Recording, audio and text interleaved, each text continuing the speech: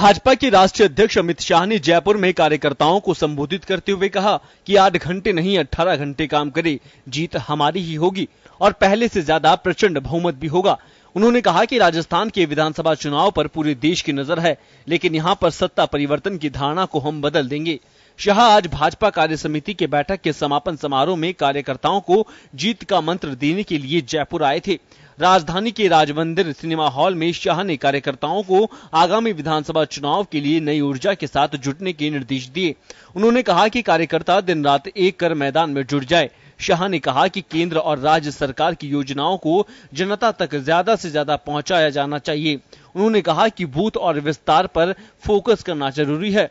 शाह ने कहा कि भाजपा के पास नरेंद्र भाई मोदी भाजपा का ऐसा चेहरा है जो विकास का पर्याय है। उन्होंने कहा कि हमें पंडित दीनदयाल उपाध्याय और श्यामा प्रसाद मुखर्जी जैसे हमारे महापुरुषों की साधना को व्यर्थ नहीं जाने देना चाहिए। भाजपा अध्यक्ष ने कहा कि राष्ट्र के लिए भाजपा का जो समर्पण है हम उसे पूरा करेंगे। अमित शाह ने कहा कि भाजपा को ही देश में नेतृत्व का हक है। उन्होंने कहा कि पूरा देश आज भाजपा में हो गया है। शाह ने कहा कि आज देश में ज्यादा सांसद, सबसे ज्यादा एमएलए, जिला पार्षद, पंचायत समिति सदस्य, सबसे ज्यादा भाजपा के कार्यकर्ता ही हमारी पहचान और ताकत है। उन्होंने कहा कि इसी ताकत से हम इस बार फिर भारी बहुमत से जीतेंगे। शाह ने कहा कि कांग्रेस ने नकारात्मक राजनीति की शुरुआत की है। उन्होंने कहा कि कांग्रेस झूठ की राजनीति करती है। शाह ने कहा कि पूर्वोत्तर में आज भाजपा सत्ता में है। यूपी में हमने दमदार प्रदर्शन किया। उन्होंने राजस्थान के भी संगठन के काम की तारीफ की। शाह ने कहा कि हमारी योजनाओं के लाभार्थियों के जरिए मतदाता तक पहुंचेंगे। उन्होंने कहा कि बूथ का कार्यकर्ता 5 परिवार से संपर्क करेगा। शाह ने कहा कि पिछली बार से ज्यादा सीटें जीतकर ही दम लेंगे। उन्होंने कहा कि कार्यकर्ता हौसला और जज्बा बरकरार रखे, बस हमारी विकास यात्रा अनवरत जारी रहेगी। शाह ने कहा कि हर जिले और विधानसभा की बारीकी से प्लानिंग करें। शाह ने कहा कि कोई भी सरकार ऐसी नहीं है जिसके सभी काम पूरे हो। उन्होंने कहा कि जो भी काम हुए हैं उनका प्रचार करो। राजमंदिर के बाद शाह ने प्रदेश के सांसद और विधायकों से इंद्रलोक सभागार में चर्चा की। प्रदेश में एंटी इनकम्बेंसी के चलते कहीं न कहीं भाजपा को नुकसान हुआ है। पिछले उपचुनाव में परिणाम देखे तो ऐसा साफ नजर आता है। इस बात को खुद अमित शाह ने आज अपने संबोधन में कहीं न कहीं स्वीकार किया है। हालांकि उन्होंने कहा कि राजस्थान में सत्ता बदलने नहीं देंगे, यानी पिछले परिणामों में जो प्रदेश के कार्यकर्ताओं के हौसले को तोड़ा था, उसी हौसलों को बुलंद करने के लिए आज शाह जयपुर में थे। ब्यूरो रिपोर्ट, जन टीवी न्यूज।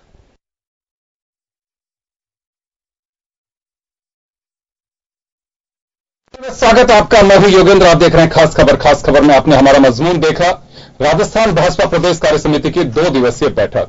समापन के मौके पर अमित शाह पहुंचे और उन्होंने वो जान फूंकने की कोशिश की। कार्यकर्ताओं को वो मंत्र दिया है कि एंटी इनकम्बेंसी नाम की कोई चीज नहीं होती, हमारी बनाई हुई चर्चाएं होती हैं। कोई भी सरकार पूरा काम नहीं करती है, कुछ काम बाकी रह जाते हैं, लेकिन उसका मैसेज ये नहीं जाना चाहिए कि 90% काम जो है उन्हें हम 10% के लिए खारिज कर दें। यही एंटी इनकम्बेंसी है। उन्होंने कार्यकर्ताओं को आगाह किया है और उनसे विश्वास दिलाया है कि नरेंद्र मोदी का कोई फिलहाल तोड़ नहीं है और हमें उस मजबूत नेतृत्व के साथ आगे बढ़ना चाहिए। उन्होंने जान फूंकने की भरपूर कोशिश की। लंबे समय बाद जयपुर में एक बार फिर जब कार्यकर्ताओं को संबोधित किया उन्होंने, उसके बाद कार्यकर्ता बाहर निकले तो मोदी मोदी के नारे एक बार फिर लगे। अमित शाह ने विधायक और सांसदों को भी ताकीद किया है कि अपने क्षेत्र में जाएं और उन्होंने नसीहत भी दी है कि जनता से जुड़ाव रखें। टिकट बाद में तय होंगे और टिकट किसको मिलेगा नहीं मिलेगा ये अलग विषय है। सबसे पहले कमल के लिए आप लोगों को काम करना है। यानी कि एक संकेत भी दे दिया है कि कुछ लोगों के टिकट काटे जा सकते हैं, नए चेहरे सामने आ सकते हैं।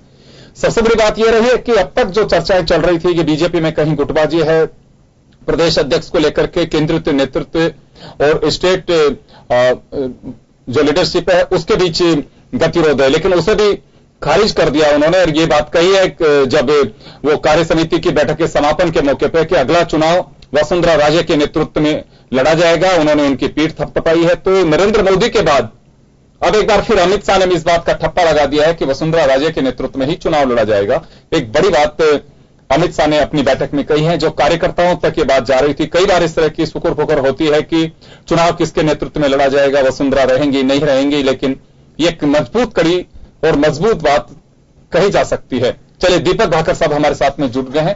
डॉक्टर साहब, आपसे जानना चाहूंगा कि ये कार्य समिति जो 2 दिन की रही है जी, और अमित शाह आए, कार्यकर्ताओं में काफी जान फूंकने की कोशिश भी की है।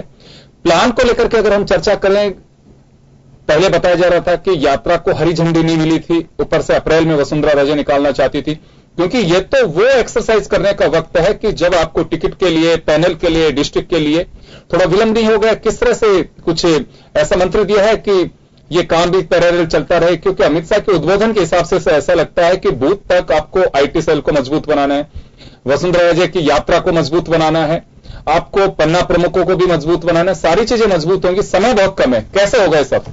देखिए, हमने 1 साल पहले ही जब जोधपुर प्रदेश कार्य समिति बैठक हुई थी तो उसमें चुनाव का बिगुल फूंक दिया था माननीय मुख्यमंत्री जी ने। तो तब से लगातार हमारा कार्य चालू था। ऐसा नहीं है कि हम आज कार्य शुरू होगा या पहले अभी 1 हफ्ते पहले हुआ। हमारी तैयारी बहुत पहले से थी। हम जानते थे हम चुनावी समय में कूदने के लिए तैयार थे। हमारी तैयारी बहुत पहले से थी, चाहे बूथ स्तर की बात हो, शक्ति केंद्रों की बात हो हमारी, और चाहे प्रदेश स्तर के ऊपर, हर जगह हमारी पूरी तैयारी थी। आईटी सेल के जो हमारे साइबर योद्धा हैं उनको हमने तैयार कर दिया था। ये तो आज क्योंकि राष्ट्रीय अध्यक्ष जी का स्वाभाविक आए तो उनसे आने से बहुत फर्क पड़ता है। तो साइबर योद्धाओं की हमारी जो आईटी सेल की मीटिंग ले रहे हैं, उन्होंने विधायकों सांसदों की अलग ली, पार्टी की प्रदेश कार्य समिति की बैठक का उन्होंने समापन को उन्होंने संबोधित किया। तो ये बात देखिए, हम तो बहुत पहले से कहते हैं कि हमारे यहाँ पार्टी एक परिवार बनकर रुकती है, एक यूनिट बनकर लड़ाई लड़ती है। और उन्होंने इस बात को भी दोहराया हर चीज के, उन्होंने योजनाओं की बात की। जो 1 अगस्त से जो माननीय मुख्यमंत्री जी की यात्रा है उसके संदर्भ में आपको यह बताना चाहता हूं कि उन्होंने कहा है कि यात्रा जिन भी क्षेत्रों में गुजरेगी हमें वहां जाके केंद्र और राज्य सरकार की योजना का प्रचार प्रसार करना है कि हर व्यक्ति को, लाभार्थियों के अलावा भी लोगों को ये ध्यान रहे कि राज्य और केंद्र की भाजपा नीति सरकार जनता के लिए क्या सोचती है और क्या उनके बारे में उनके विचार है। और हमारा ये भी प्लान था कि जो पिछले 5 साल का है उसका तो रिपोर्ट कार्ड पेश करें जनता के सामने और आने वाले 5 साल का रोड मैप जनता को दें कि हम ये बात आपके लिए, हमने ये आपसे वादे किए थे, ये हमने पूरे कर दिए और आने वाले 5 साल में ये हम लोग आपके बारे में सोचते हैं कि कैसे आपको सुनहरी जिंदगी और सुनहरा भविष्य दे सके और राजस्थान को आगे बढ़ा सके। और जहां तक बात है, उन्होंने कहा था कि हमने पूर्वोत्तर राज्यों की भी बात की। उन्होंने कहा देखिए, त्रिपुरा में हम 1.27% पे थे, आज 37% हमारा वोट आ गया, तो हमने वो 2/3 बहुमत किया। तो बोले उन जगहों पे भी हम आज पार्टी वहां पहुंच चुके हैं जहां पहले सोचा नहीं था। 19 राज्यों में आज हम वहां पे, 13 हमारे मुख्यमंत्री हैं। तो पार्टी के लिए बहुत बड़ी उपलब्धि है कि एक टाइम था जब हम जमानत बच जाती थी तब भी सोचते थे कि पार्टी के कैंडिडेट की जमानत बच गई। तो एक बहुत, हम वहां से यहां तक का एक बहुत लंबा सफर पार्टी ने तय किया, उसके अंदर पार्टी के कार्यकर्ता का ही योगदान रहा है। और बोले एक ही पोस्ट है पार्टी का कार्यकर्ता जिसमें न तो डिमोशन होता है न प्रमोशन होता है, पद से हट सकता है पर कार्यकर्ता कभी अपने पद से नहीं हट सकता। ये बहुत बड़ी बात होती है। लेकिन ये बात मैं जानना चाहूंगा, यहां पे हर पार्टी यही बात कहती है कि कार्यकर्ता हमेशा वजूद कार्यकर्ता का होता है, मैं भी मानता हूं, लेकिन हर कार्यकर्ता चाहता है कि हमें आगे बढ़ने का मौका मिले। जो ये मंत्र देते हैं उन लोगों से किसी से पूछा जा सकता है कि आप ये पद छोड़िए और आप जरा सेवा करिए, दूसरे को किसी को बैठने दीजिए, फिर उसके बाद में रिएक्शन देखिए। क्योंकि कार्यकर्ता ये बात कहते हैं कि जो मंत्र देने वाले हैं उनको बाहर करिए एक बार कि आप पद छोड़िए और उसके बाद में जरा देखिए कि हमारा कार्य किस तरह से होता है, कार्यशैली कैसे रहती है। क्योंकि कई बार हम देखते हैं कि जो मंत्री यह बात कहते हैं कि पार्टी अब से पहले है, अगर उनको हटा दिया जाता है तो कोपभवन में चले जाते हैं।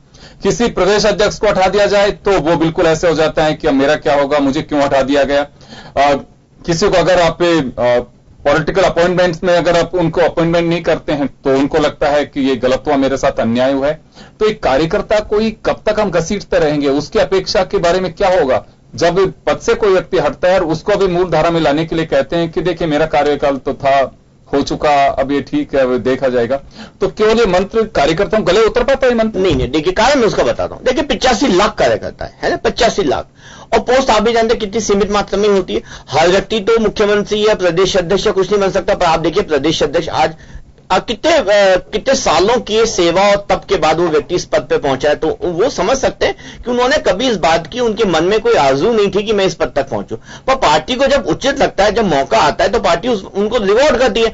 आज भी उन्होंने इस बात को स्पष्ट किया कि कोई ये मान के नहीं चले टिकट जिसको मिलेगा टिकट के पीछे कमल होगा। तो हमें तो कमल को देख करके आगे चलना कि कमल पे बनाना है। पूरी राजस्थान के अंदर एक बार फिर से वो जिस जोश से उन्होंने बोला, जिस जोश से उनको रिस्पांस मिला बाकी कार्यकर्ताओं को, तो उनको वो पूरे आश्वस्त थे कि आने वाले समय में भी किसी भी कार्यकर्ता को अगर हम कोई जिम्मेदारी देखेंगे उसका निर्वाह हो गया। और मैं आपको बड़ी रोचक बात बताता हूं। अभी हमारे कुछ एक पदों पर कोई लोगों के नए मनोनयन हुआ, कईयों के, और कई लोगों को हटाए गए, पर जो हटाए गए उनके चेहरे के भी भाव बड़े प्रसन्नता वाले थे, क्योंकि जानते पार्टी ने उन्होंने पार्टी को बहुत दिया और पार्टी ने उसको उसका 10 गुना बना करके दिया। तो देखिए, ये तो पद तो आते जाते रहते हैं, कार्यकर्ता हमेशा रहते हैं। तो यही सोच करके हर व्यक्ति काम करता है कि आने वाला कल एक सुनहरा कल होगा और हो सकता है पार्टी के अंदर जो उसका योगदान है उसकी पहचान है। जी जी जी, लोग कार्यकर्ता तो 85 लाख पद तो हो ही नहीं सकते। तो स्वाभाविक है जब समय आता है उस व्यक्ति को उसकी पोस्ट के काम के अनुसार रिवॉर्ड दिया जाता है। डॉक्टर दीपक, एक बात और जानना चाहूंगा मैं यहाँ पे कि अमित शाह के उद्बोधन में जो हमें पता चला है, कांग्रेस और राहुल गांधी का भी जिक्र किया गया। जी बिल्कुल जी, तो क्या ये कोई क्लासिफाइड इंफॉर्मेशन है नहीं, लेकिन मैं आपको बता देता हूं। वही बताया गया था कि जो कल मौजूद थे, जो कल रात को लोकसभा के अंदर पूरे देश ने देखा, वही आज बात चर्चा का विषय था कि देखो, उनको हम लोग कोई चुनौती मान के नहीं चल रहे। यही बात कहना चाहते थे उस व्यक्ति को जो अपना मजाक, अपना उपहास पूरी देश के सामने करता है और पार्लियामेंट की मर्यादा को कैसे तार-तार किया कल उसने, कैसे उसने खुद का व्यक्ति ने अपना मजाक बनाया, पार्टी का मजाक बनाया और 100 साल पुरानी पार्टी को उसने कहां लाके आज नीचे कर दिया। तो इस ऐसे व्यक्ति को हम लोग कोई चुनौती मान के चल ही नहीं रहे। हमारा ये मानना है कि आने वाला भविष्य बड़ा सुनहरा है। चुनौती हमें उस व्यक्ति से तो है ही नहीं, हम ये मान के चल रहे हैं। चुनौती क्या है? क्योंकि अमित शाह को यह कहना पड़ा कि कोई भी सरकार पूरे काम नहीं करती है, एंटी इनकम्बेंसी हम ही लोग तैयार करते हैं, कोई ऊपर से एंटी इनकम्बेंसी। बिल्कुल ठीक बात है। अगर चुनौती सरकार के पास सामने नहीं है, भाजपा के सामने नहीं है, तो ये तमाम मंत्र फूकने की आवश्यकता क्या है? क्योंकि राजस्थान में देखिए, भाजपा और कांग्रेस सीधी लड़ाई इन दोनों के बीच ही होती है। चुनावी जो जंग होती है बीजेपी कांग्रेस के बीच है। अगर कांग्रेस चुनौती नहीं है तो अमित शाह हो चाहे नरेंद्र मोदी हो, बीजेपी वर्कर्स में पार्टी पदाधिकारी, एमएलए, सांसद, सब में वो मंत्र फूकने की आवश्यकता क्या है? फिर अगर चैलेंज नहीं है तो बिल्कुल देखिए, स्वाभाविक है जब संगठन की बैठक होती है और संगठन का सर्वे सर्वा आता है तो स्वाभाविक है हर कार्यकर्ता उनसे मिलना चाहता है, उनकी बात सुनना चाहता है, उनका आशीर्वाद लेना चाहता है। और ये उसी कड़ी का एक हिस्सा थी। और जहां तक आप चुनौती की बात करें, देखिए, जब भी हम हर चुनाव को सीरियसली लेते हैं। बिल्कुल बिल्कुल। देखिए, आपने एक बात कही है कि अमित शाह ने कहा है कि हमारे सामने कोई चुनौती नहीं है। नहीं, हमने कांग्रेस को चुनौती नहीं मानते। इसे बीजेपी का नहीं, या फिर कांग्रेस की कमजोरी कह रहे हैं आप? नहीं, कांग्रेस की कमजोरी कह रहे हैं। हम कैसे कह सकते हैं कांग्रेस की कमजोरी? कल पार्लियामेंट में तो पूरे देश ने देखा क्या हुआ था। तो जिस व्यक्ति जिनका नेतृत्व का ये स्थिति है, प्रदेश नेतृत्व की तो आप लोगों से छुपी हुई नहीं है, तो हम ये मान के चलते हैं कि वो इतनी कोई चुनौती हमें पेश कर उसके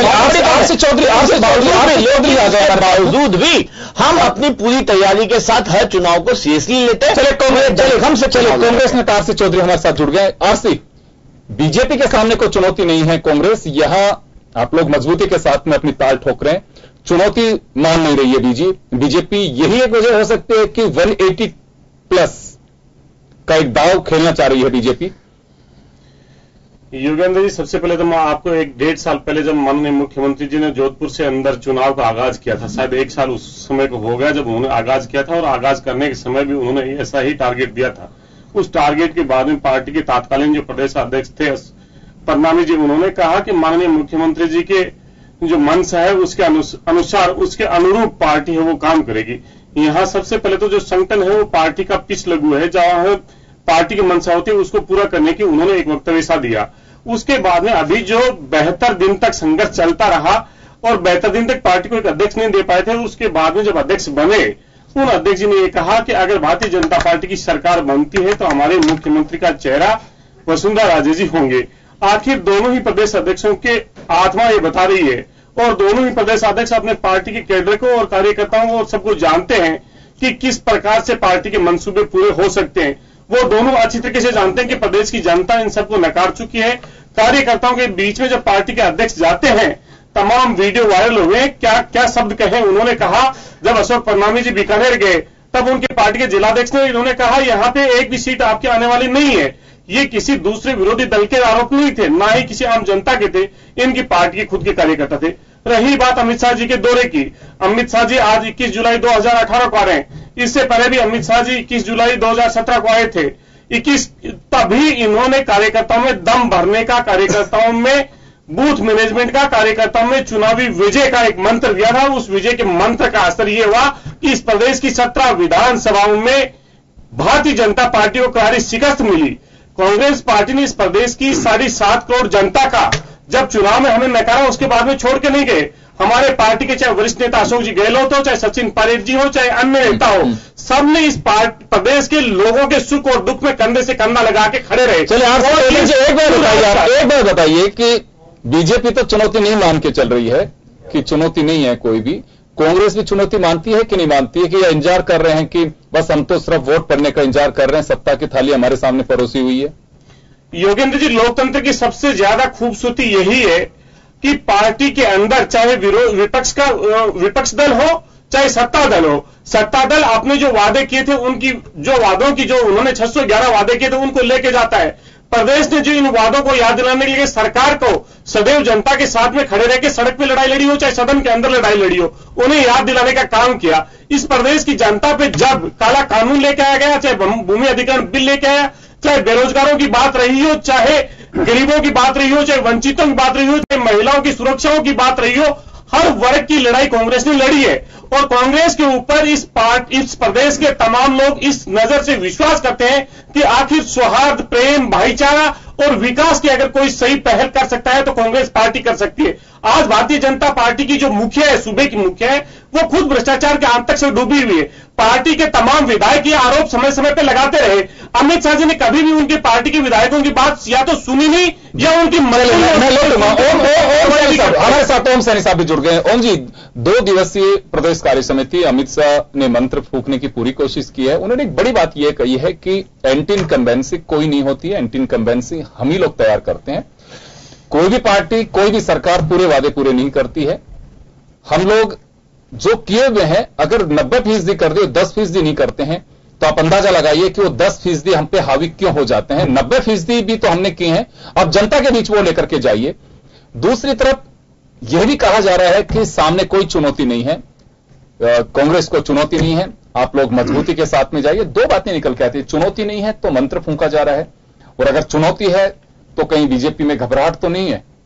देखिए योगेंद्र जी, एक बात तो इसमें कोई शक नहीं, जो अमित शाह जी ने कहा वो बिल्कुल ठीक कहा। इनकम्बेंसी नाम की कोई चीज नहीं होती, ये बहाना है। अपने पराजय को इस तरीके से एक आवरण पहना दिया जाता है कि सब आप चूंकि 5 साल शासन में रहे इसलिए आपकी खिलाफत में लोग खड़े हुए हैं।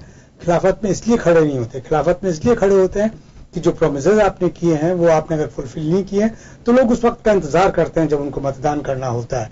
तो ये तो सचमुच में अमित शाह बिल्कुल ठीक कहते हैं। लेकिन साथ साथ में ये भी कि प्रतिपक्ष जो कि सत्ता में एक विकल्प होता है अपने आप में, जब भी सत्ताधारी दल परास्त होता है तो निश्चित रूप से प्रतिपक्ष शासन में आता है। तो कांग्रेस एक प्रतिपक्ष के रूप में इस तरह का अपना ख्याल रखती है कि हमें सहज रूप से इस बार जो प्रोमिसेस सत्ताधारी दल ने किए थे वो फुलफिल नहीं किए तो हमें लाभ मिल सकता है। अमित शाह बिल्कुल ठीक कहते हैं इस बात पर कि ऐसे मान के मत चलिए कि सब कांग्रेस निश्चित रूप से इस बार विजयी हो जाएगी और हम लोग अगर चुपचाप बैठे रहे तो उसका नुकसान हमें उठाना पड़ेगा। ऐसी स्थिति में आपको लोगों के बीच में जाना चाहिए और इसलिए उन्होंने ये सब किया। ये जो नया अध्यक्ष बनाया, अध्यक्ष के साथ साथ में कार्य समिति का सारा सिलसिला किया, ये सब इसीलिए किए हैं। लेकिन जिस तरह का 4.5 साल का काम रहा है वर्तमान सरकार का, वो अगर आप तुलनात्मक दृष्टि से देखें तो जिस तरीके से कांग्रेस पराजित हुई थी उसी तरीके से सत्ताधारी दल के पराजित होने की संभावना है। क्योंकि जिस तरीके से बेरोजगारी बढ़ी है, जिस तरीके से किसानों को नुकसान पहुंचा है, 4.5 साल बाद में आपने अगर कुछ सब्सिडी वाला सिलसिला किया तो उसका कोई असर होने वाला नहीं है। नौजवान परेशान है, किसान परेशान है, साथ साथ में महंगाई और उसके बाद में वो सब चीजें जो पैदा हुई है इस सरकार के दौरान, तो वो सब सवाल पूछेंगे। उन सवालों के जवाब अगर सत्ताधारी दल के कार्यकर्ता और क्या कहते हैं नेतागण दे सकें तो मेरा ख्याल है कि वो बूस्टिंग के लिए अमित शाह जयपुर पधारे हैं। उनका वो कितना बूस्ट कर पाते हैं, यहां देखिए बूस्ट करने वाली बात आपने सही कही। अमित शाह को चाणक्य के रूप में भी बीजेपी देख के चलती है, क्योंकि 13-14 के चुनाव के बाद जो एक लंबी जीत की फहरिस्त बीजेपी की रही, अमित शाह का बड़ा रोल रहा है।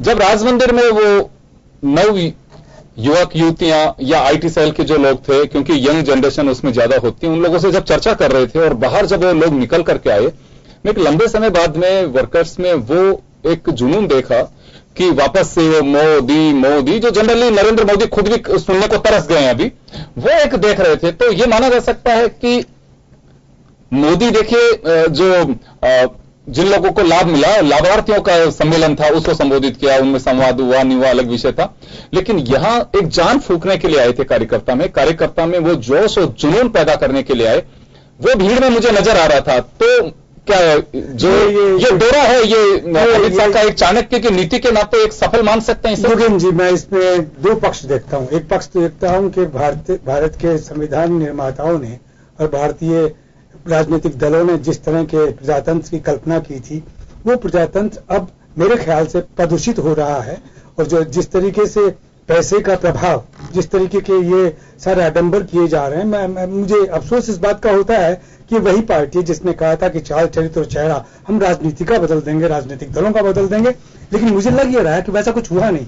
दरअसल बहुत अच्छी सोशल इंजीनियरिंग इस माने में कर रहे हैं हमेशा कि वो वंचित जातियों के जो नेतागण हैं उनको आगे ला करके उनसे चर्चा करवा करके उनकी ताकत हासिल करना चाहते हैं। और फिर से एक जो हर एक की महत्वाकांक्षा होती है कि हमारी स्थिति मजबूत हो, वो बात है। और दूसरी जो नौजवान है जिनके पास में वो विजन नहीं है, जो विजन आजादी के वक्त में नौजवानों में होता था, बात तक होता रहा। अब विजन ये क्या, हमें क्या कुछ जल्दी से जल्दी मिल जाए, समाज कैसा बनेगा, देश कैसा बनेगा, ये विजन नहीं है। वो एक जो मेरा ख्याल है कि हम लोग जब पढ़ लिख रहे थे, हमने कभी भी न तो इंदिरा जी कहा, न कभी नेहरू जी कहा, न कभी वीपी सिंह कहा। हमने हमेशा कहा कि भारतीय संविधान की गारंटियों को जो लोग पूरा करेंगे, तो ये नौजवान की दृष्टि थी। आज की जो नौजवान की दृष्टि मिल रही है, ये अपने आप में बड़ा प्रदूषित प्रजातंत्र का सिलसिला है। और इसके लिए ये पार्टी खासतौर से जिम्मेवार है, जिस पर लोगों ने भरोसा किया और कहा कि चाल चरित्र और चेहरा बदल देंगे। वो चाल चरित्र चेहरा बदलने के बजाय वो आप राज मंदिर में तो जाकर के सारा सीन क्रिएट करते हैं, 5 सितारा होटलों में उनका भोजन बनता है। ये सब पहले नहीं था साहब। ये एक जमीन से जुड़ी हुई पार्टी के रूप में अटल जी के वक्त तक खड़ी हो रही थी, लेकिन अब जिस तरीके खड़ी हो गई है, मुझे लगता है कि आप कोई सामान्य जन ये कल्पना नहीं कर सकता। पार्टी विद डिफरेंस की जो बात की जाती थी, ओके। तो दीपक जी आपके पास आना चाहूंगा कि जिस पार्टी के लिए कहा जाता था कि कांग्रेस का जो कल्चर बन पड़ा था, समीक्षक लोग उसकी क्रिटिसाइज इस वजह से करते हैं कि भारत इस तरह की संस्कृति को इजाजत नहीं देता है, 5 स्टार कल्चर और ये तमाम चीजें, उस पर सवाल भी उठते थे।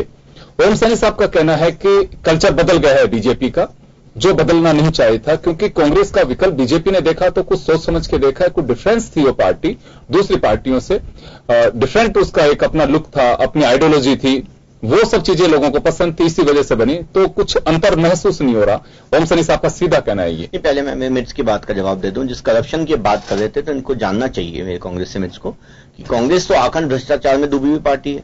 इनके चाहे आरपीएससी लो, इन्होंने शिक्षा के मंदिर जेएनवी घोटाला हो, चाहे स्वास्थ्य के अंदर देखो एम्बुलेंस घोटाला दो, तो जिसने शिक्षा और स्वास्थ्य को नहीं छोड़ा, उन लोगों से हम क्या उम्मीद करें? और वो भी कहां पे, जहां भ्रष्टाचार के डंडा कहां से शुरू हुई सब चीजें? जोधपुर से कानूनी, जिनके पूर्व मुख्यमंत्री का क्षेत्र। तो इनको भ्रष्टाचार के आरोप मुख्यमंत्री पे लगाने से पहले पूर्व मुख्यमंत्री के बारे में भी भ्रष्टाचार के पूरा डेटा ले लेना चाहिए था, तब फिर ये बोलते, तो मुझे लगता है ज्यादा उचित है। यहां तक बात है ओम जी की बात है, उन्होंने सही बोला, लेकिन मैं ये बताना चाहता हूं, आज हम बहुत लंबा सफर तय कर गया है 70 साल के अंदर। आप खुद बताइए योगेंद्र जी, कहां साइकिल से, मोटरसाइकिल से लेकर 4 व्हीलर तक की जिंदगी पे आज लोग आ गए। आज हम प्रगति कर रहे हैं, आगे बढ़ रहे हैं, चाहे टेक्नोलॉजी का क्षेत्र हो, चाहे किसी का भी क्षेत्र हो, चाहे लग्जरियस लाइफ वाला चाहिए हो, चाहे सेमी लग्जरी की लाइफ हो। जो चीजें पहले लग्जरी में थी, आजकल वो जरूरतों की चीजों में आ चुके हैं। पहले हम किस तरह की जिंदगी जीते थे, आजकल किस तरह की जिंदगी जीते। लेकिन मैं फिर आपको बताना चाहता हूं, जो हमारा मूलभूत ढांचा जो पार्टी का है, जिसमें हमारी मात पार्टी संगठन से आए हुए जो लोग बाग हैं, उनकी जीवन शैली अगर आप जाके देखेंगे तो आज भी लगभग वैसी ही है। थोड़ा बहुत फर्क आया हुआ, क्योंकि आजकल संचार के माध्यम या आप देखेंगे परिवहन के साधन अगर बदल गए तो उसके हिसाब से थोड़ा बहुत फर्क आया होगा। लेकिन आप ये सोचो एकदम बदल गया पार्टी की या परिपाटी बदल गई, ऐसा बिल्कुल नहीं है। मैं आपको आमंत्रित करना चाहूंगा आने वाली कभी किसी संगठन बैठक में, तो इस बात को आप देखेंगे कि आज भी हमारे यहां मेजोरिटी ऑफ कार्यकर्ता कार्यकर्ता उसी शैली के, जिस तरह की शैली के पहले लोग बाग थे। ठीक है, आजकल आवागमन के साधन भी बहुत बदल गए, तो समय के बचत करने के उद्देश्य अगर आप जल्दी करना चाहते हैं तो आप फ्लाइट में चले जाते हैं या फास्ट ट्रेन में चले जाते हैं, तो ये वाली बात है। लेकिन मूलभूत जो ढांचा है पार्टी के संगठन का आज भी वैसा ही है जैसा पहले था। हां, हम चाहते हैं कि जनता की, हमारी आम जीवन में उनके बदलाव आए, एक वो अच्छी जिंदगी जिए, तो उस सोच के साथ आगे चलता है। जिस बात की उन्होंने बात की, हम चुनौती की जो बात करते हैं, हमने कहा हमारी चुनौती हमारे बेंचमार्क रोकना चाहूंगा, ब्रेक के लिए रुकूंगा मैं यहाँ पे, छोटे से ब्रेक के लिए रुकेंगे, ब्रेक के बाद यह चर्चा जारी रहेगी।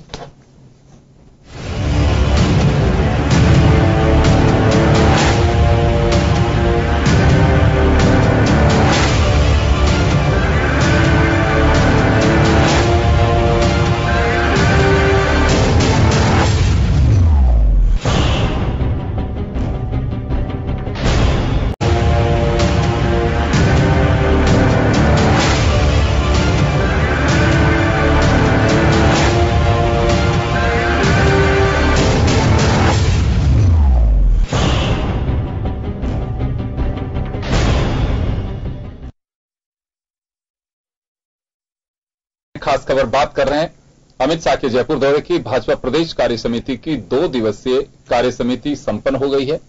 अमित शाह का ये दौरा काफी महत्वपूर्ण इस मायने में कहा जा सकता है कि सामने चुनाव है। उन तमाम जो चर्चाएं थी उन्होंने उसको भी खारिज कर दिया है कि वसुंधरा राजे का क्या होगा। उन्होंने साफ कहा है कि चुनाव वसुंधरा राजे के नेतृत्व में लड़े जाएंगे। प्रदेश आगे बढ़ रहा है, विकास कर रहा है, संगठन मजबूत हो रहा है। ये उन्होंने कार्यकर्ताओं को साफ ताकीद किया है कि किसी भी तरह की चर्चाओं को जन्म ना दें।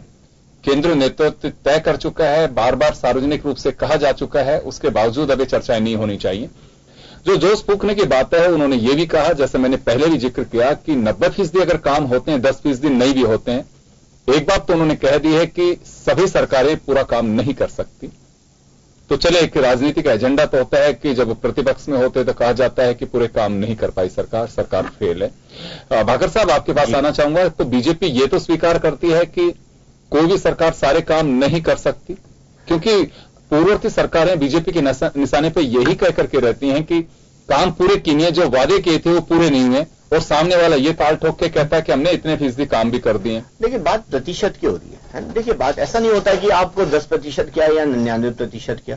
अगर 10% किया और फिर कहें कि साहब मैं तो कोई पूरे नहीं हुए, तो वो एक गलत बात है। हमारे तो 90% से ज्यादा हो गए, कुछ एक 2-4 बचते होंगे, 2-4%, तो वो भी आने वाले समय में कर दे जाएंगे। तो उनकी कोई मजबूरी कहीं ना कहीं वो चीज अटकी है, या कई बाकी चीजें क्लियरेंस में फंस जाती है, या कई क्लियरेंस है कि उनका शुरुआत तो हो गई है पर शायद उनका कंप्लीशन नहीं हो गया।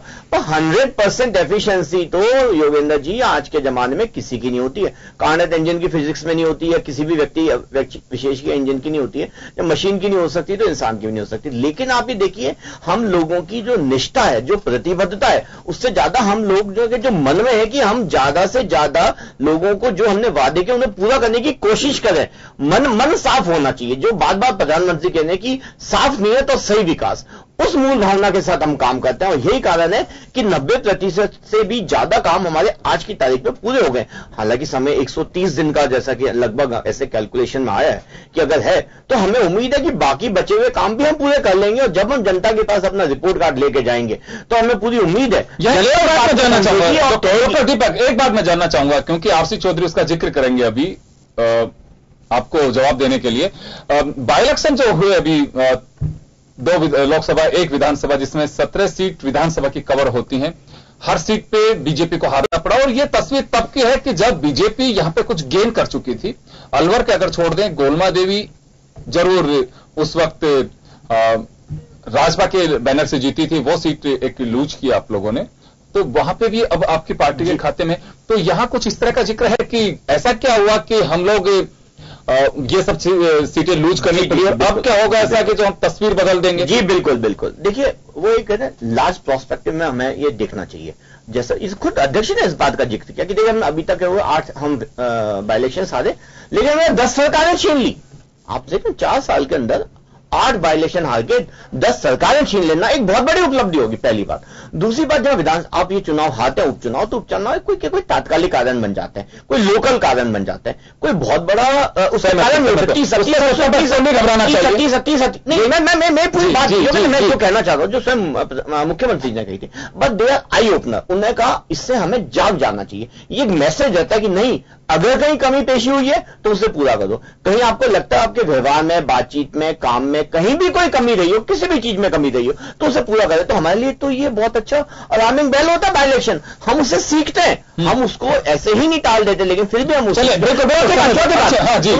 एक बात कर रहा हूं, उन्होंने ये बात की, जैसे कर्नाटका में हम 40 से 140 पहुंच गए, वो 138 से वो लेके 78 पे आ गए, तो वो मॉडल विक्ट्री हो गई। तो उन्होंने कहा देखिए इन दोनों चुनाव को लेके फिर भी हम उससे नहीं मानते हैं, हम ये मान के चलते हैं हमारा प्रदर्शन बहुत अच्छा था। और हम एक बार फिर बताया, उन्होंने फिर इस बात की ताकीद की राष्ट्रीय अध्यक्ष जी ने कि मध्य प्रदेश, छत्तीसगढ़, राजस्थान, हम इसे बहुत सीरियसली चुनाव को लेने का कारण बताया उन्होंने कहा क्योंकि तीनों में हमारा संगठन सबसे पुराना है और सबसे मजबूत स्थिति में, इसलिए इन तीनों राज्यों को जीतना हमारे लिए और भी ज्यादा आवश्यक हो जाए। चलिए आखिर एक बात कही है कि ये हमारे लिए अलार्मिंग पोजीशन थी बाय इलेक्शन, और हम बहुत ही इसे पॉजिटिव उसके साथ में देखते हैं।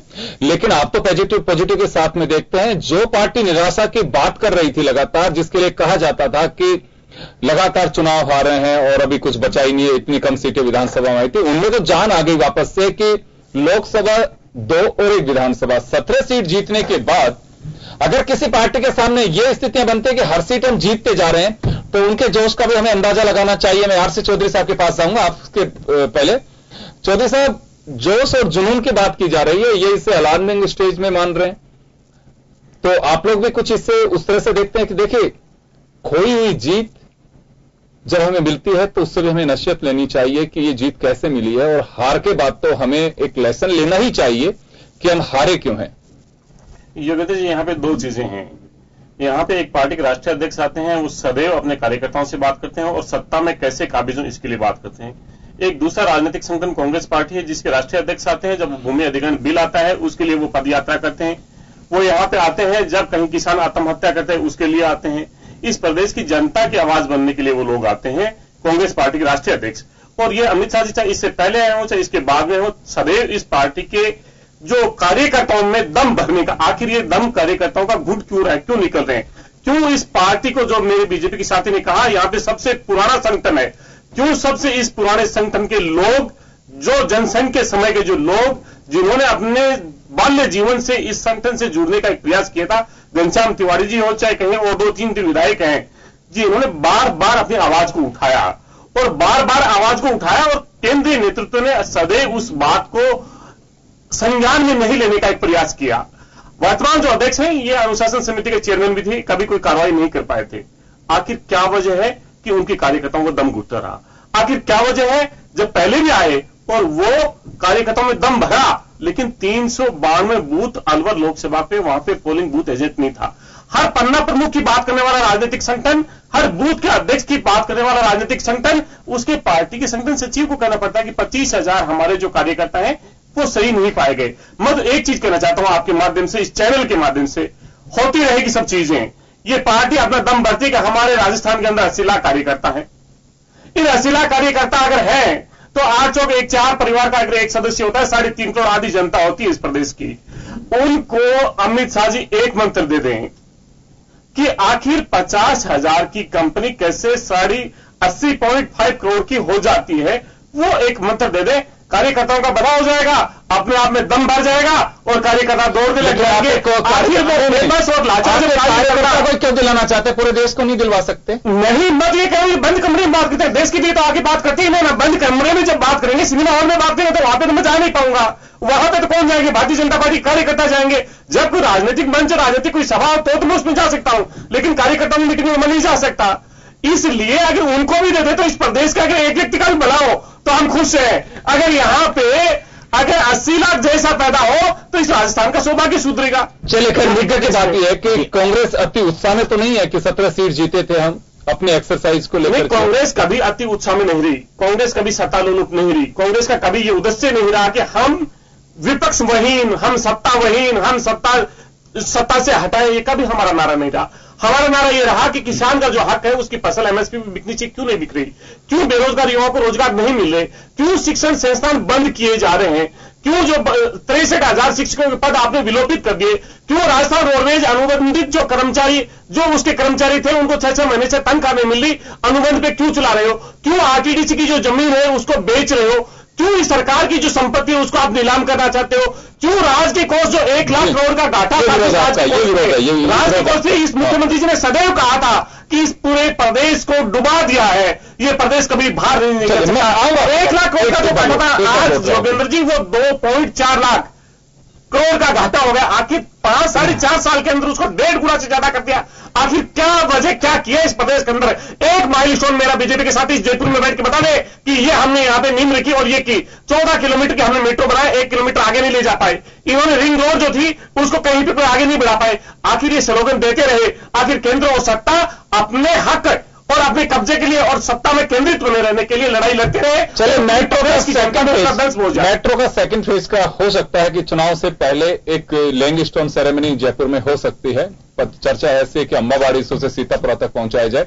भाकर साहब मैं आपके पास आऊंगा, लेकिन जवाब दे दूं मेरे मित्र की बात। चलिए आप जवाब दे दीजिए एक बार।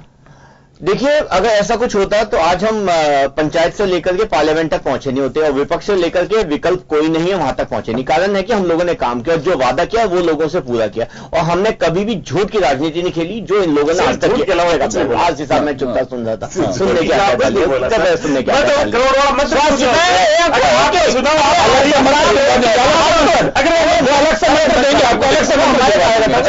होगा दूसरी बात है। शिक्षा के क्षेत्र में जो ये बात कर रहे हैं ना, आज पूरे देश के अंदर हम दूसरे स्थान पर आए क्योंकि हमने जो उत्कृष्ट विद्यालय की स्थापना की थी वो उनके कारण नहीं हुआ कि बोर्ड के रिजल्ट जो आज तक के बुरी स्थिति में थे, पहली बार हुआ है कि 4 साल के अंदर हम सबसे अच्छे रिजल्ट दिए और यही कारण है कि शिक्षा के क्षेत्र में पूरे देश में हम दूसरे नंबर पर लेकर गए। स्वास्थ्य के क्षेत्र की अगर हम बात करते हैं, आज तक आजादी के बाद से हमारे 5 मेडिकल कॉलेज थे, 7 है, हमने टोटल 7 मेडिकल कॉलेज शुरू किए क्योंकि हम जानते थे। एक सेकंड, छोटा सा सवाल है। अब देखिए वही बात है, अशोक गहलोत साहब के वक्त भी यूनिवर्सिटीज की घोषणा कर दी, वसुंधरा जी के टाइम पे की, आप लोगों ने उनको ये कांग्रेस उन्होंने आगे बढ़ाया। हुआ क्या? वाइस चांसलर को गाड़ी दी गई, एक पीए दे दिया गया और कमरे में बैठे रहे। मुझे लगता है कि ऐसी यूनिवर्सिटी तो सहमत हूं मैं आपसे। अगर यूनिवर्सिटी ऐसे मेडिकल कॉलेज खोलने से बढ़िया बात तो पूरी होने नहीं। एक सेकंड मैं आपको बताना चाहूंगा, विधानसभा में कोर्ट की हुई आप ही के सिस्टम से जुड़े हुए एक पूर्व मंत्री, उन्होंने एक जिक्र किया राजकुमार शर्मा ने कि मैं हेल्थ मिनिस्टर रहा हूं लेकिन आज हमारा हेल्थ सिस्टम जो है हम बेशक नई नई कॉलेजें खोल दें वेंटिलेटर पे है।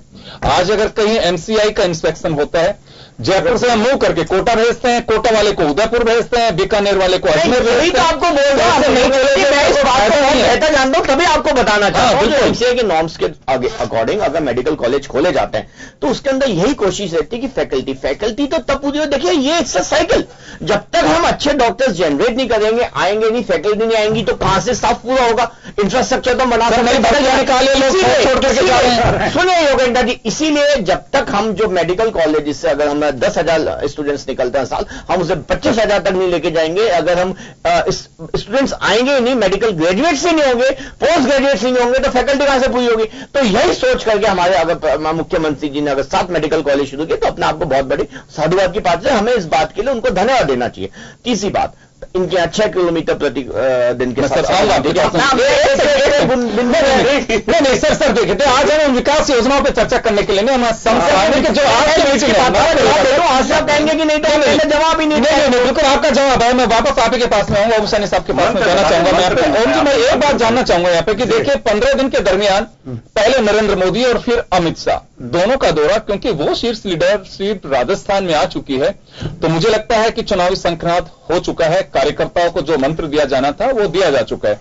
अब कहीं पे होंगे इस स्तर की सभाएं और ये सब नहीं होंगी, संभाग पे आएंगे, जिलों में आएंगे, जहां भी आएंगे। वसुंधरा जी की 1 तारीख से जो यात्रा होगी, क्या कांग्रेस को अब राहुल गांधी या सोनिया गांधी को बुला करके एक बार पार्टी में वो जान फूंकने की कोशिश करनी चाहिए या फिर इसकी कोई आवश्यकता नहीं है? नहीं, देखिए इसको मैं दूसरी निगाह से देखता हूं। ये देखता हूं कि एक वक्त में जब लोकसभा के इलेक्शन से पहले वर्तमान मुख्यमंत्री ने अपनी यात्राएं की और जिस तरीके से 163 स्थान हासिल किए, ये उनकी व्यक्तिगत उपलब्धि थी, मैं ऐसा समझता हूं, क्योंकि उसमें मोदी जी के हवा का कोई रोल नहीं था और ये उन्होंने चुनौती के रूप में वर्तमान प्रधानमंत्री के सामने रखा भी था और उसी का नतीजा इतना टेंशन हुआ और इतनी आला कमान के साथ में इनकी मुठभेड़ रही। अंततः ये हम भी ये देख रहे हैं कि मोदी जी ने जैसी देशव्यापी स्थितियां देखी उसके बाद में उन्होंने आला कमान ने एक तरीके से सरेंडर किया हमारे वर्तमान मुख्यमंत्री के सामने और लगभग वही रास्ता जो मुख्यमंत्री ने पहले इस्तेमाल किया था, वही यात्राओं का रास्ता, वही समाज को विभिन्न 36 जातियों वाला रास्ता, उन सबको समेट करके वही सारी बातें करके वो आने लगे। वो जो प्राथमिकता तय होनी चाहिए थी, जो मेरा ख्याल है कि जिसकी वजह से कांग्रेस गवर्नमेंट गई, वो प्राथमिकताएं तय नहीं कर पाए और लास्ट में जाकर के जब करने लगे तो उसे लॉलीपॉप समझ के और उसके बाद में जो आरोप थे वर्तमान प्रधानमंत्री के कांग्रेस सरकारों पे, उसका नतीजा है कि एक बेहतरीन सरकार भी एक सेकंड में गई और 22 के करीब सिमट करके रह गई। बिल्कुल वो बात वो आज देख रहे हैं। वो देख रहे हैं कि उस तरीके से विकास के नारे के माध्यम से तो अपने आप को स्थापित नहीं कर सकते क्योंकि प्राथमिकता वो पूरा नहीं कर पाए। बड़ा साफ साफ किसान में नजर आता है सब कुछ और वर्तमान रिजल्ट है उसके माध्यम से नजर आता है, नौजवानों की नाराजगी से नजर आता है, बेरोजगारी के सिलसिले से नजर आता है, उच्च शिक्षा का जो गुणवत्ता का जो सिलसिला है उसमें जिस तरीके से पेच फंस रहे हैं उससे नजर आता है। तो ऐसी स्थिति में वही रास्ता बेहतर समझ में आ रहा है जो मुख्यमंत्री ने अपनी यात्राओं के माध्यम से और अपने तरीके से जैसे हासिल किया था, तो वो उसी रास्ते पे चलने का सिलसिला है। वो जानते हैं कि तीनों राज्य जो हैं, छत्तीसगढ़ हो चाहे मध्य प्रदेश हो चाहे राजस्थान हो, उसमें बीजेपी की विजय होनी चाहिए और उस विजय के लिए जो कहीं भी जो वर्तमान अध्यक्ष भारतीय जनता पार्टी के हैं, जिन्होंने जिस तरीके से मुख्यमंत्री के साथ में व्यवहार किया था, हमें याद है, प्रधानमंत्री जिस तरीके का व्यवहार कर रहे थे हमें याद है, वो सब में अचानक परिवर्तन हो गया और मुख्यमंत्री अब हीरो नजर आने लगी हैं और उनको पूरी एक तरीके से छूट मिली है कि वो जो कुछ कर रही हैं वो उसी तरीके से करें, क्योंकि उन्हें उम्मीद है कि उन्हीं के रास्ते के माध्यम से वो राजस्थान में पुनः काबिज हो सकते हैं। अन्यथा राजस्थान की जनता में जो नाराजगियां हैं उनका कोई समाधान उनके पास में नहीं है, मुझे ऐसा लगता है। और यही वजह है कि मुख्यमंत्री अपने तरीके से काम कर रही हैं और यही वजह है कि अमित शाह आते हैं और उनको शाबाशी देते हैं, नरेंद्र मोदी जी आते हैं उनको शाबाशी देते हैं। ये सब चीजें मेरा देखिए सवाल ये है कि वो एक अलग विषय है, मैं तो उस पर जाना चाह रहा हूं कि देखिए हमारे यहाँ पे काफी मतदाता ऐसे होते हैं कि जो टेम्पो को देख करके वोट कास्ट करते हैं कि किसका चल रहा है इस समय, किसकी हवा चल रही है। बहुत सारे लोग होते हैं वो चौकटी पे चर्चा करते हैं, पान की दुकान पे चर्चा करते हैं कि हवा इसकी चल रही है। शायद एक बड़ी वजह यह है कि लंबे समय से रैलियां करने का सिस्टम, दौरे करने का सिस्टम, रोड शो करने का सिस्टम, ये जो कुछ चलता रहा है राजनीतिक दलों का, तो क्या यहां आपको लगता है कि वर्तमान में कांग्रेस में जो लीडरशिप है वो अमित शाह और नरेंद्र मोदी के दौरे को जवाब देने के लिए सफिशिएंट है? कोई आवश्यकता नहीं है राहुल गांधी के दौरान की, मैं वो जानना चाह रहा हूं। मैं बिल्कुल वो ठीक बात पूछ रहे हैं, लेकिन मैं इसमें थोड़ा सा एक तरमीम करना चाहता हूं। तरमीम ये करना चाहता हूं कि राजस्थान का इतिहास सन 52 से लेके पिछले सालों तक ये रहा है कि जब भी कोई इस तरह के आडंबर के माध्यम से वोट सकेड़ने की चेष्टा करता है तो लोग उस तरीके से वोट देते नहीं है जब तक कोई इश्यू ना बने। सिर्फ वर्तमान मुख्यमंत्री ने जिस तरीके से यात्रा निकाली और जिस तरीके से विभिन्न जातियों के साथ में अपने संपर्क बनाए और उसके साथ में जो पहली बार भारतीय जनता पार्टी को बहुमत में लेके आई 120 स्थान लेकर के, वो एक फार्मूला बड़ा अनुकरणीय था। कांग्रेस उस समय पीटी इनसे और उसके बाद में चीजें बनी नहीं। तो अभी जो कुछ दृश्य बन गया है उसमें निश्चित रूप से राजस्थान के लोगों में, हालांकि मैं ये बताना चाहता हूं कि राजस्थान का मतदाता ग्रामीण क्षेत्र का डिसाइड करता है कि सरकार किसकी बनेगी और ग्रामीण क्षेत्र में लल्लो चप्पो और आडंबर नहीं चलते, इन रैलियों का कोई प्रभाव पड़ता नहीं, वो बिल्कुल तय करते हैं और तय करने का एकमात्र जरिया है किसान, एकमात्र जरिया है चौकठी का आदमी जो काम ढूंढने के लिए आता है, एकमात्र जरिया है वो नौजवान जो बेरोजगार बैठा है। वो कैसे प्रसन्न होगा? वो मुझे नहीं लगता है कि ये जो राजमंदिर में जो आईटी सेक्टर के जो लोग आए हैं जो मोदी करके निकले ये कुछ मीनिंगफुल हो सकेंगे। आज भी व्हाट्सएप पे जो खास चीज परिवर्तन की है, अगर उस परिवर्तन को लागू किया गया तो वो काम भी उस तरीके से स्थापित नहीं होगा। तो ये भारतीय जनता पार्टी के लिए बड़ी चुनौती, लेकिन साथ साथ में कांग्रेस के लिए भी चुनौती है। कांग्रेस इन सब चीजों से निपटेगी कैसे? कांग्रेस क्या? मेरा सवाल आपसे वही था कि क्योंकि टेम्पो बनता है, प्रधानमंत्री आए, अमित शाह आए, एक मैसेज जाता है कार्यकर्ताओं के बीच में कि पार्टी की लीडरशिप हमारे बीच आई और वो हमसे कुछ जिस तरह का अपना मंत्र देना था वो दिया जाता है। मैं इसको खत्म कर देता हूँ। हाँ बिल्कुल, मैं जानना चाह रहा था, कह रहा हूँ कि निश्चित रूप से राजस्थान के ग्रामीण क्षेत्र में जो एक संशय बना हुआ है कि राजस्थान को कौन लीड करेगा, तो लीड करने के लिए निश्चित रूप से उनको जरूरत है कि सोनिया गांधी आए, राहुल गांधी आए, पूर्व मुख्यमंत्री आए, वो कुछ बोलें और बोलने के साथ में कार्यकर्ताओं के हौसले और ताकत को बढ़ाएं और उसके माध्यम से ही वो सब कर सकते हैं। अगर वो नहीं आते हैं तो मुझे लगता है कि ये सिर्फ नाराजगी से कुछ वोटों में सकेड़ने की कल्पना किए बैठे हैं, वो संभव नहीं होगा। वो कहीं ना कहीं झटका खा सकती है कांग्रेस अगर इसी तरीके से सुस्त रही इस मामले में जो भारतीय जनता पार्टी कर रही है अपने नेतृत्व को लाकर। तो चलो यह कहा जा सकता है कि चुनाव सामने है, उसका आगाज हो चुका है और यह कार्य समिति की बैठक ऐसे वक्त हुई है कि जब कार्यकर्ताओं में जोश और जुनून पैदा करने की आवश्यकता होती है। इस मायने में कांग्रेस हालांकि कोई कसर छोड़ना मुझे कम संभावना लगती है कि किसी तरह की कोई और कसर छोड़ेगी, कसर लेकिन अभी दिखाई दे रही है। बीजेपी फिलहाल 2 कदम आगे नजर आ रही है। इलेक्शन टेम्पो की बात करें या फिर कैंपेनिंग की बात करें या कार्यकर्ताओं के बीच अपने नेताओं के जाने की बात करें, मेरा गौरव मेरा बूथ बिल्कुल निश्चित रूप से हो रहा है। कार्यकर्ता वेलकम कर रहे हैं सचिन पायलट का, वो अपनी तरफ से जोश बनने की कोशिश कर रहे हैं। अविनाश पांडे साथ जा रहे हैं। कई जगह पे अशोक गहलोत भी उनके साथ में मंच शेयर किया उन्होंने, जो एक मैसेज कार्यकर्ता के बीच जाना चाहिए कि कांग्रेस की एक यूनिटी है, वो भी जा रहा है। लेकिन इसी तरह से वसुंधरा राजे भी जिलों को नाप रही हैं कि जिले के बीच जा रही हैं। वो एक संवाद कार्यक्रम कर रही हैं जिसने बड़े स्तर पे प्रधानमंत्री ने जयपुर में किया। तो कांग्रेस के लिए एक थोड़ी सी दिक्कत हो सकती है। लेकिन एक बार मैं फिर दीपक भाकर जी के पास जाना चाहूंगा। दीपक जी, तमाम चीजों को वरिष्ठ पत्रकार हैं, अपना एक एक्सपीरियंस रखते हैं, आडंबर बताते हैं और सारी चीजें धरातल की जो होती हैं वो जनता के बीच, क्योंकि जनता बहुत एजुकेट हो चुकी है अभी, वो एक एक चीज को देखती है। पहले समाज के वोट के ठेकेदार हुआ करते थे। लड्डू के थैले अगर किसी घर में चले जाते थे एक व्यक्ति के पास में, वो कहता था कि 100 वोट मेरे, ये गांव मेरा, दारू की 3 बोतलें होती थी। जमाना बदल गया है, ये तमाम चीजें नहीं होती हैं। हर व्यक्ति घर में से वो चाहता है कि मेरा एमएलए या मेरा एमपी, उससे मेरा सीधा इंटरेक्शन होना चाहिए। बीच में आप कौन है पूछ भी लेते हैं। और ये भी है कि अब वो मोहल्ले, वो गांव, वो तस्वीर बदल गई है जिसमें यह कहा जाता था कि इस गांव नहीं जाना, इस ढाणी नहीं जाना, इस मोहल्ले नहीं जाना, फला पार्टी के वोट हैं। वो सब चीजें खत्म हो गई हैं। तो ऐसे में आडंबर की जो बात ओम सैनी साहब कर रहे हैं, वो पब्लिक के बीच आप गले कैसे उतारेंगे? कहीं अमित शाह साहब को ये कहीं संशय तो नहीं लग रहा है कि हम जो चीजें अभी भी जनता के बीच पहुंचा नहीं पा रहे हैं कि हमारी उपलब्धि क्या है, हमने काम क्या किया है, जो बार बार उस मंत्र को फूंकने की कोशिश कर रहे हैं? जी बिल्कुल, हमें लग रहा था, मैं ओम जी की बात से बिल्कुल सहमत हूं, लेकिन मैं आपको बताना चाहता हूं आडंबर नहीं सुनिए कि मैं कुछ और मेरी बात कहना चाहता हूं कि नारे जिन्होंने बात की, नारे, रैली, जुलूस, सभा, ये सब चुनावी माहौल बनाने में लेकिन बहुत ज्यादा सहायक होते हैं। ये भले ही किसी को वोट कैचिंग कैपेसिटी ना हो, लेकिन ये माहौल बना देते, चुनाव की रंगत ले आ जाती। क्यों? देखिए, लोकतंत्र का सबसे बड़ा उत्सव है, सबसे बड़ा त्योहार है, तो उसको उसी तरीके से मनाना तो चाहिए कम से कम। तो ये सब चीजें उसके लिए बड़ी आवश्यक चीजें होती है, जैसे कि त्योहार की होती है। दूसरी बात, जहां तक हम जनता के बीच जाएंगे तो हम अपनी उपलब्धियों को लेकर जाना चाहते हैं। मैंने आपको बताया शिक्षा के क्षेत्र में, स्वास्थ्य के क्षेत्र में, सड़कों में जो पहले 6 किलोमीटर प्रतिदिन बनती थी 30 किलोमीटर प्रतिदिन बनने लग गई। गौरव ग्रामीण पथ का निर्माण हुआ है। पानी के अंदर हमने मुख्यमंत्री जल स्वावलंबन योजना जो शुरू की, उससे भूजल स्तर 4.66 मीटर ऊपर है, जो बहुत बड़ी बात है। किसानों के लिए बहुत बहुत ज्यादा काम है। आप बताएं, एमएसपी तो अभी की बात है। आप बताइए, किसानों को हम चाहते थे लागत का मूल्य जो पहले बिल्कुल नहीं मिल रहा, कम से कम उसका 1.5 गुना मिले, और उसके क्षेत्र में हमने बहुत ज्यादा काम किया। सॉइल हेल्थ कार्ड का काम किया, उनको हमने लेकर के उच्च गुणवत्ता वाले बीज के नीम कोटेड यूरिया, ताकि यूरिया जो पिछले जो रही थी वो खत्म हुई।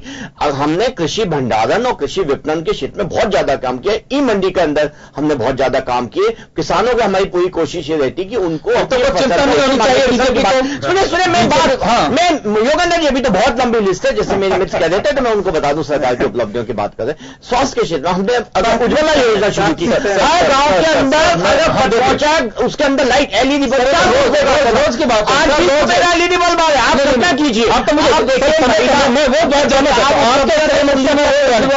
उपलब्ध है, तो रोज सुन रहे हैं, जा रही है। योगेंद्र जी, जो आप वादा पूछना चाहते हैं मैं उसका सार बता दूं। हम जानते हैं, अगर हमें कहीं लग जाता है, हम बात करना चाहते हैं कि जनता तक हमें उपलब्धियों को नीचे तक पहुंचाना है। लाभार्थियों को यह पता होना चाहिए कि सरकार जो उनको लाभ मिले हैं, जो उनको फायदे मिल रहे हैं, जो उनके जीवन में जो बदलाव आया, उसका कारण हमारी सरकार है। इस बात का हम उनको जानकारी देना चाहते हैं, इस बात से उनको आगाह करना चाहते हैं कि आने वाले चुनाव में उनको इस बात का ध्यान रखना चाहिए कि यही सरकार है जो उनके फायदे की सोचती है, जो उनकी जिंदगी के अंदर अच्छा सुनहरा बदलाव ला सकती है, उनका अच्छा सुनहरा कल हो सकता है। तो इसी इसलिए उनको इस सरकार को वापस सुनना चाहिए। यही जानकारी है जो हम चाहते हैं कि जनता के हर व्यक्ति के घर घर तक पहुंचे, और इसमें हमें पूरा विश्वास है आने वाले हम 1 महीने में या 2 महीने में हम इसको भी कर लेंगे, जिसके लिए हमें केंद्रीय नेतृत्व। डॉक्टर साहब ये भी बता दीजिए कि आत्महत्याओं से उत्सव में कैसे परिवर्तित करें उस दुख को, बेरोजगारी को कैसे परिवर्तित करें? जी बिल्कुल, जी बिल्कुल, जी ओम जी की बात का बता रहा।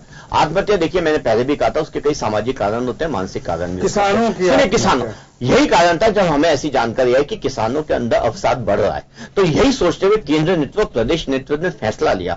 यही कारण है एमएसपी आज 2 गुना, आप बाजे के अंदर 97% की बढ़ोतरी हुई है, जो क्या कभी कोई कल्पना कर सकता है आजादी के बाद कभी हुई है? बाजे मतलब किसी यही कारण है कि आने वाले आप बताइए सरकारी खरीद 30 जून तक बढ़ाई दी गई, सब चीजों की हमने उसके अंदर बढ़ोतरी हुई है। तो आप बताइए ये बहुत बड़ी उपलब्धि है। हम चाहते थे किसानों को हम उस मकर जाल से बाहर निकालें, कि सूदखोरों के जाल से बाहर निकालें, उसको अपनी लागत का जो उचित मूल्य मिलता है वो तो मिले कम से कम। चलिए बात होती है, सुनिए यही कारण है कि हमने किसानों के लिए और केंद्र सरकार की सभी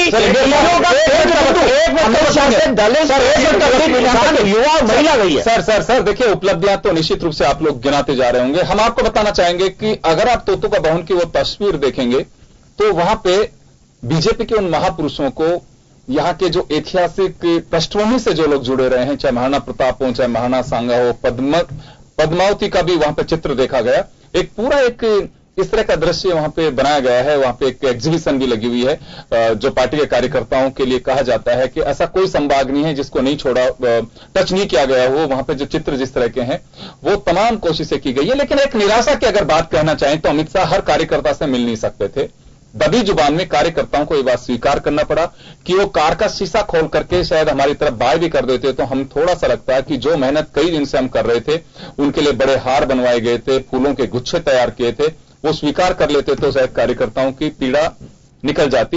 एयरपोर्ट से तोतू का भवन तक शीशे चढ़ी कार में अमित शाह पहुंचे। 7 जगह उनका स्वागत होना था, पार्टी ने यह निर्धारित किया था, लेकिन वो नहीं रुके, कहीं पे भी उन्होंने वेलकम नहीं करवाया और सीधे तोतू का भवन। हो सकता है उनकी व्यस्तता भी रही हो। चलिए मैं माफी चाहूंगा, मैं रोकना चाहूंगा यहां सभी को, और खास खबर में बस इतना ही। दीजिए इजाजत, नमस्कार।